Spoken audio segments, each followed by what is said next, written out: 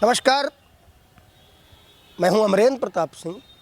अनादि टीवी पर आपका स्वागत करता हूं। और जहां पे हम बैठे हैं, हमारे पीछे चौधरी चरण सिंह जी, जो कि भारत के प्रधानमंत्री रहे, उत्तर प्रदेश के मुख्यमंत्री भी रहे, किसानों के मसीहा, ये शब्द उनके लिए हर किसी के ज़बान पे आता है।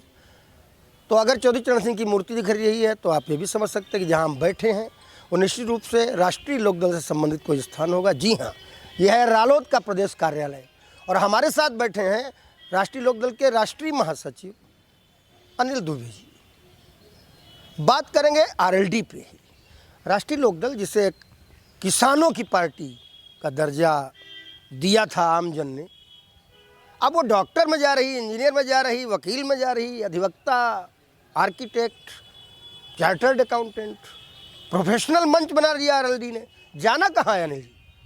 नहीं, प्रोफेशनल मंच में भी तो किसानों के ही लड़के इतना हैं जो प्रोफेशन में हैं, चाहे वो आईएएस बने, आईपीएस बने, डॉक्टर बने, इंजीनियर बने, शिक्षक बने। तो ये सब तो किसान के घर से ही तो ये आते हैं। तो हम सबको लेकर के चलने की बात कर रहे हैं। हमारे राष्ट्रीय अध्यक्ष माननीय जयंत चौधरी जी चाहते हैं कि सभी वर्गों के लोग राष्ट्रीय लोकदल से जुड़ें। और राष्ट्रीय लोकदल जो किसानों की आवाज़ है, किसानों की पार्टी है, और किसानों के बच्चे पूरे देश में विभिन्न पदों पर जा कर के अच्छे अच्छे पदों पर सुशोभित कर रहे हैं। वो किसानों के बच्चे राष्ट्रीय लोकदल से जुड़े। राष्ट्रीय लोकदल गांव में तो मजबूत है ही है और मजबूती की तरफ जाए।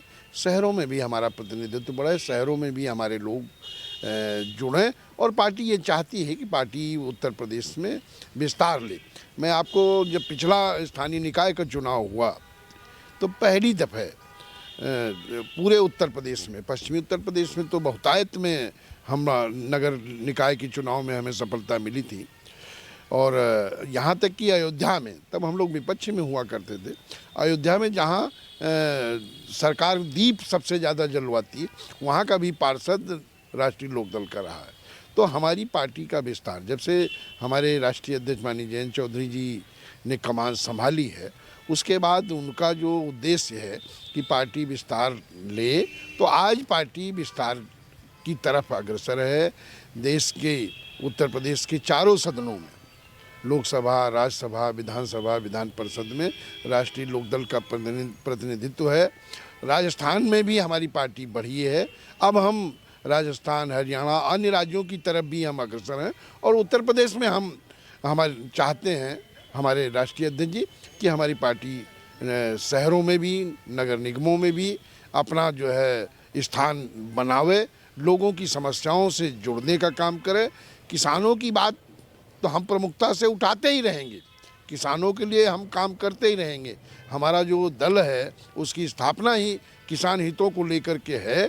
लेकिन शहरों पर भी हम लोग फोकस कर रहे हैं कि शहरों में भी हमारी पार्टी बढ़े। और शरीर का जो शरीर है, पूरा शरीर स्वस्थ रहे, ये हमारी भावना है। उसके तहत हम पूरे उत्तर प्रदेश में अपनी पार्टी का विस्तार करने में लगे हुए हैं। यानी जैसे चौधरी साहब के बाद तीसरी पीढ़ी में जयंत सिंह चौधरी जी आ गए, ऐसे ही आप मानते हैं कि किसानों के बेटे जो है चार्टर्ड अकाउंटेंट बन गए, डॉक्टर बन गए, इंजीनियर बन गए, तो उनका भी जुड़ाव होना चाहिए? बिल्कुल बिल्कुल, वो है भी लोगों की। ठीक है कि हमारी संख्या कम है और गठबंधन का युग है, हम उतना प्रतिनिधित्व हमारा नहीं है। लेकिन आने वाले समय में हमारा प्रतिनिधित्व बढ़ेगा। उत्तर प्रदेश में चौधरी साहब की जो ज़मीन है वो पूरे उत्तर प्रदेश में है।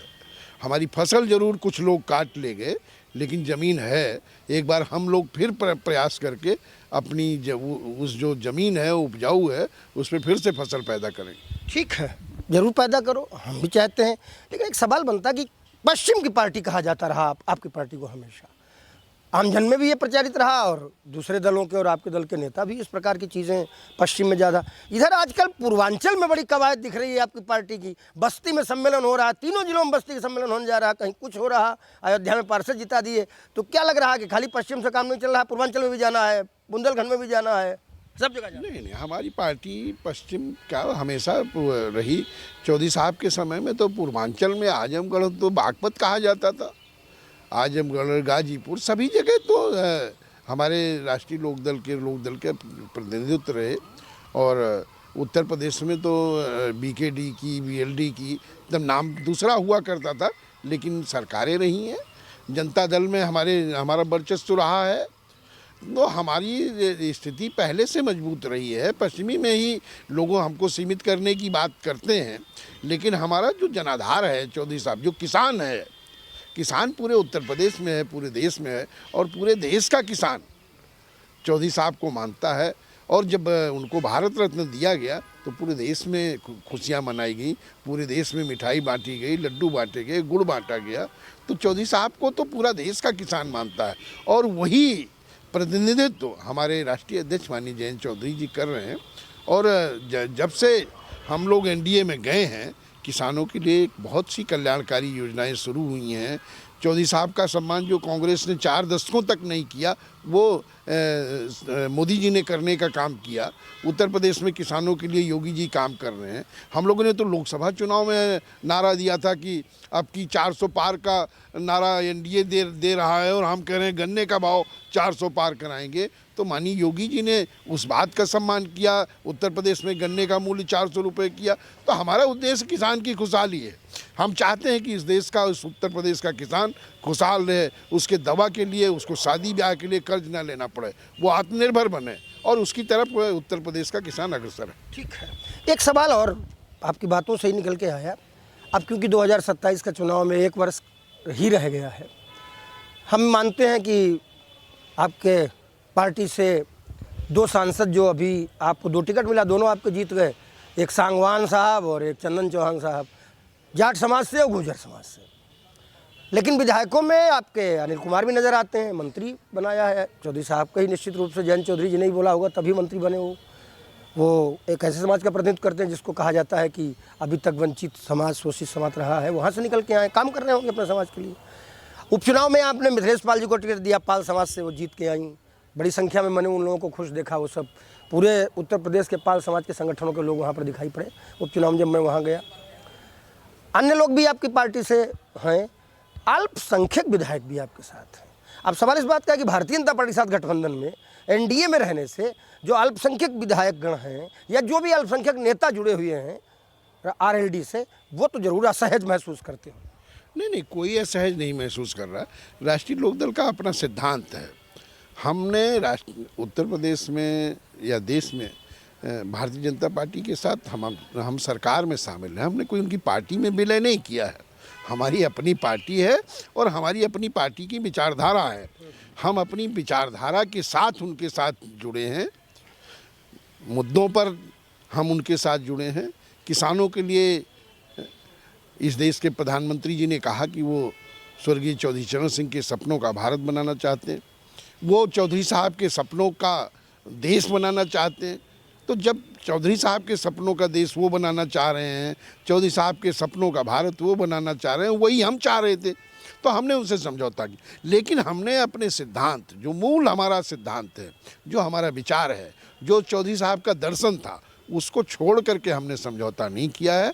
और उसमें इस देश के मुसलमानों के लिए, इस देश के दलितों के लिए, शोषित वंचित समाज के लिए जो दर्द, जो सिद्धांत स्वर्गीय चौधरी साहब का था, वो चरित्र हमारा आज भी बरकरार है। और जब भी कोई अल्पसंख्यकों पे कोई बात आई, चाहे वो कांवड़ यात्रा के समय में आया हो, चाहे वो नमाज के समय का आया हो, जो भी आए, उस समय राष्ट्रीय लोकदल ने उन मुद्दों पर आवाज़ उठाई। उन मुद्दों पर देश के अल्पसंख्यकों का साथ दिया गया। और वो इसलिए जो उत्तर प्रदेश का मुस्लिम है, देश का मुस्लिम है, वो ये जानता है कि चौधरी साहब का परिवार हमारे लिए हितैषी है। यानी गठबंधन बदलने से चरित्र नहीं बदला पार्टी का। चरित्र ना बदला है, ना बदलेंगे। एक सवाल, अंतिम सवाल मान लीजिए आप इसे, लेकिन जवाब बिल्कुल प्योर दीजिएगा। पश्चिम की राजनीति में, हम मानते हैं आप पूरे प्रदेश में प्रयास कर रहे हैं, देश में प्रयास कर रहे हैं, पश्चिम की राजनीति में एक बड़ा प्रभाव निश्चित रूप से आरएलडी का हमेशा रहा, चौधरी साहब के समय से आज भी, इन वाले चौधरी साहब जन सिंह के समय तक। चंद्रशेखर आज़ाद रावण एक नेता है, वो भी पश्चिम की ही एक सीट से जीत के आए। आज़ाद समाज पार्टी, पहले कुछ सेना वेना नाम रखा। अभी 2 दिन पहले वो मेरठ वाले मामले में वो जो एक महिला की मृत्यु हुई, हत्या हो गई, उसकी बेटी उसकी आ गई है हालांकि अब पुलिस के पास है, अपना बयान भी दे रही है। लेकिन चंद्रशेखर रावण बिल्कुल जंगलों के बीच में सड़कों पर भाग रहे हैं, पुलिस से धक्का मुक्की कर रहे हैं, पैदल चले जा रहे हैं, मोटरसाइकिल पर चले जा रहे हैं, और सारे कुछ चलने के बाद सारा सोशल मीडिया पर रील पील सब आई, लेकिन वो पहुंच नहीं पाए उस बिटिया के घर। नहीं, देखिए, सबका अपना राजनीति करने का तरीका है, कोई कैसे भी करे। हम लोग तो जो है समस्या का निवारण करते हैं। वो जो समस्या रही, हमारे राष्ट्रीय अध्यक्ष जी ने उसको संज्ञान में लिया था और हमारे लोगों ने उसमें जो भी कार्रवाई कराने की बात थी वो कार्रवाई कराई जा रही है। कौन क्या कर रहा है, कैसे राजनीति कर रहा है, वो उनका अपना विषय है। हम उस पर हम टिप्पणी क्या करें? नहीं, हम टिप्पणी नहीं आपसे मगर हम कह रहे हैं, इतनी सारी रीलें सोशल मीडिया पे आ गई जिसमें वो जंगलों के बीच से भाग रहे हैं, पगडंडी पे भाग रहे हैं, खेतों के बीच से भाग रहे हैं, सड़क पे भी भाग रहे हैं, पुलिस से भी कह रहे हैं, उसके बाद पहुंच तब भी नहीं पाए। वो लोगों ने पूछा पहुंच क्यों नहीं पाए, ये पूछ रहे हैं लोग। जब जिसको जहाँ पहुँचना वो पहुँच जाएगा, वो उसको इन सब चीज़ों की ज़रूरत नहीं है। हमें जो पहुँचना था, हमारे लोगों को पहुँचना था, हमने समस्या का निवारण हम लोग करा रहे हैं। अच्छा, दो सूची, एक राज्य निर्वाचन आयोग बनाता है जिससे पंचायत चुनाव होता है, एक केंद्रीय निर्वाचन बनाता है आयोग जिससे SIR अभी हुआ है, जिससे विधानसभा का चुनाव होता है। दोनों सूचियों को लेकर बड़ा मामला है। अखिलेश यादव कह रहे हैं कि ये वाली सूची में 12 करोड़ 56 लाख मात्र हैं, उस वाली में खाली गांव-गांव में 12 करोड़ 80 लाख 70 लाख हैं। तो ये दोनों सूचियां अलग अलग क्यों हैं, जबकि SIR दोनों हुई है, दोनों BLO एक है? नहीं, SIR एक हुआ। देखिए, भारत निर्वाचन आयोग ने SIR कराया है बृहद रूप से, और उसमें उन्होंने तैयारी के साथ कराया। तो जब उन्होंने तैयारी के साथ कराया तो जो 2 जगह मतदाता थे उन्होंने गाँव को प्रेफर किया, शहरों में उन्होंने छोड़ा। तो और दूसरे 4 कैटेगरी है जिनकी मृत्यु हो चुकी, जो ढूंढे नहीं जा सके, जो अपने पते पर नहीं मिले, और जिन्होंने फार्म नहीं भरे। तो उन स्थितियों में जो है कुछ वोट कम रह गए और लोगों ने शहरों को, गाँव को प्रेफर किया जो विभिन्न जगहों पर रहे। तो इसलिए वो अभी भी फार्म 6 भरे जा रहे हैं। सारी स्थितियां अपने आप सामने आ जाएगी। और जो उत्तर प्रदेश की पंचायत निर्वाचन की चुनाव की सूची है उसमें जो है भाई, गाँव में आप जाइए, आप इसका बृहद रूप से, आप तो गाँव से जुड़े हुए हो, जब आप गाँव में जाइए तो प्रधान की जो सूची होती है वो सब मतदाता होते हैं। गाँव में जब वोट पड़ता है तो 90% पड़ा करता है, और जब शहर में चुनाव होता है तो बहुत हद से हद होगा तो 60% होता है, 65 हो जाता है, और गांव में 90% होता है। गांव में प्रधान की सूची होती है, गाँव जिसको चाहता है वो मतदाता बना देता है। वहाँ 16 साल का भी एडल्ट हो जाता है, वो भी मतदाता वहाँ की सूची में होता है। तो और दूसरे जो राज्य निर्वाचन आयोग ने, उन्होंने केवल अभी उसको अपनी जो सूची है मतदाता उसे केवल सत्यापित कराया है। उसकी भी अगर जब गृहण जैसा भारत निर्वाचन आयोग ने कार्रवाई की है, इसी तरह अगर राज्य निर्वाचन आयोग भी कार्रवाई करेगा तो ये जो है स्थितियां क्लियर हो जाएंगी। तो इसका मतलब अखिलेश यादव कुछ भी बोले दे रहे हैं? इसकी ये विसंगतियां हैं। उनको देखो, वो विपक्ष में हैं, बड़े नेता हैं, राजनीति उनको अपने तरीके से करनी है। सबको अपने लोगों को मोबिलाइज करने का अधिकार है, अपनी पार्टी कैसे वो चलावें वो है, लेकिन ऐसी बात कहनी चाहिए जो प्रामाणिक हो। ठीक है, बात ठीक है, लेकिन सुनने में आ रहा है वो जो प्रधान जी वाली सूची है उस पर आपकी पार्टी अकेले लड़ने जा रही है, उसमें गठबंधन नहीं मान रहे हैं आप? नहीं, हम पंचायत के चुनाव में गठबंधन नहीं होता, ये कार्यकर्ताओं का चुनाव है।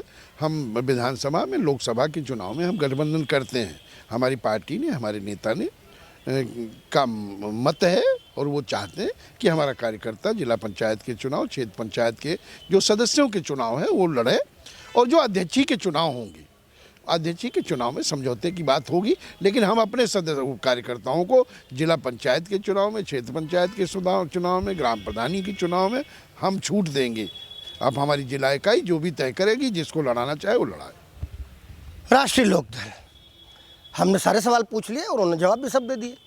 अब इन जवाबों में से क्या चीज़ आपको नज़र आ रही है, और क्या कोई और सवाल आपका है या कुछ कहना चाहते हैं आप, तो कमेंट बॉक्स में कह दीजिए, हम अगली बार पूछ लेंगे। अगर आपको लगता है सब सही है तो इनकी, और हो सके तो हम लोगों की मेहनत की भी तारीफ़ कर दीजिए। बने रहिए, नमस्कार।